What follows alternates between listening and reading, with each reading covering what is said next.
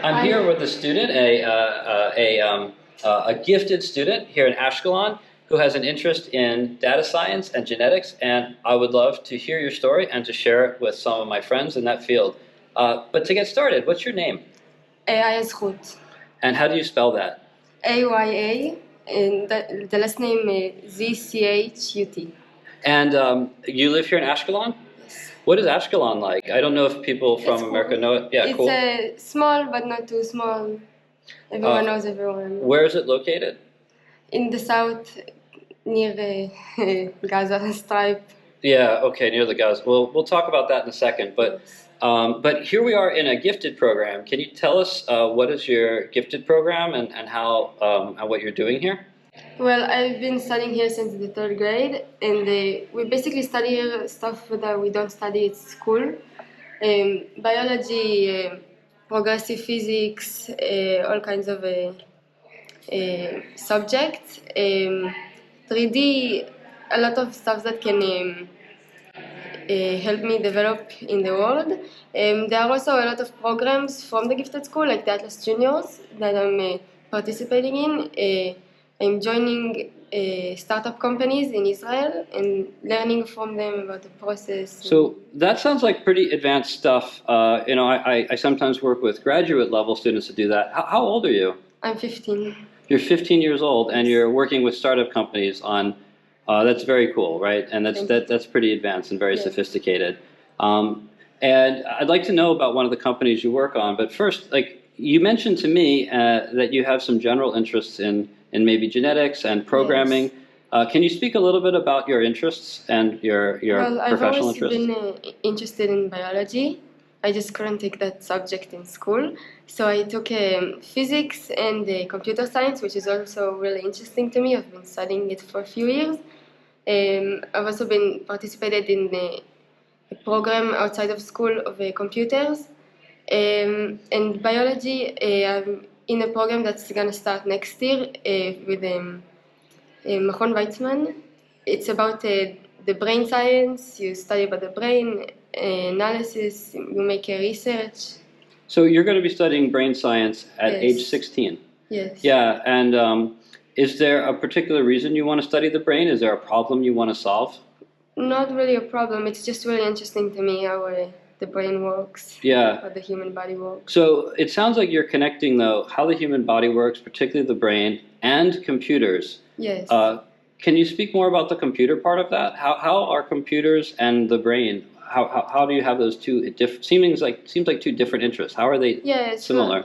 I don't know. I just always been interested in biology, and computers is something that I picked up from school. Like it started being interesting to me, so I thought I'd take both. Do you know any programming languages yet?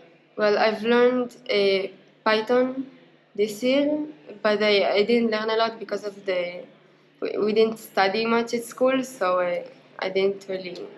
Yeah, well, and just to kind of pull back on that, the reason I think that you didn't maybe study as much in school is that this year we had October 7th. Yes. I'm sure people know roughly what that is, but what was your experience of October 7th? What happened to you personally on that day? Well, it was Saturday morning. I woke up scared from the alarm. We didn't really know what was happening, and then we thought it was nothing, just rockets. And then we saw on TV that there are terrorists entering through the sea, through the air, through the land, and we started to get really scared. I live in a ground floor in a building, but in a ground floor, so we got scared. I mean, the original plan was to come to Ashkelon, but the Nova Festival stopped them. They got held up there. Meaning, the terrorists planned to come to Ashkelon, where you live, on the ground floor. Yes, and they even got close. Like they caught them in the entrance to the. There were a few terrorists that were caught at the entrance of my city. But luckily they caught them. If it wasn't for the Nova Festival, then they would have come to my town. And I have family in Ofakim, which was... Is it a kibbutz? No, it's a city, but there were terrorists there. They entered houses, they really shot everywhere, and my family, they don't use electronics on Shabbat. So they heard the alarms, but they didn't know about the terrorists. So it was really concerning because they were really close to where the terrorists were. That must be terrifying. And afterwards, school shut down? Yes, we had to study through Zoom meetings for a few months, stayed at home. I just got my braces done and I was like, I couldn't leave the house. I had to postpone that. Like, we had to postpone everything because we couldn't leave the house, we were too scared. For like 3 months, you basically couldn't leave Yes. the house. Wow, that's a really difficult time. And as you said, it kind of slowed down your learning and your experiences. But here you are, and I think sounds like you're trying to accelerate that again. And I would like to help you. I bet there's a lot of people who would like to help support students like you to become, the next generation of inventors and leaders. Is there anything in particular that you can imagine people who work in, precision medicine or biopharmacology or cell biology or genetics or computer science? Is there anything that you would want to ask them to learn more, or anything that they could do that would help you to develop your interests? I would like to know like what they need to pursue with it, like how to combine the science, like the biology and the computer together. That is like how to. Yeah, how does it work? Like, what are people actually doing in the field, and maybe Yes. come up? Are you a person who comes up with new ideas, or are you more of a person? Yeah. You're a creative thinker. Yeah. And so maybe if you just know what the problems are, you might have a better sense of some ideas. And personally, do you have an interest at any point in going to America or spending time there? Yes. Yeah. How much would you like for a visit, a vacation, going to school there? I would like to go to vacation first of all, to visit there, to see the area. I've never been in America, and maybe like it's kind of dangerous to go like to study in America right now. So maybe if in a few years, if the situation will calm down, then maybe I'll think of studying there.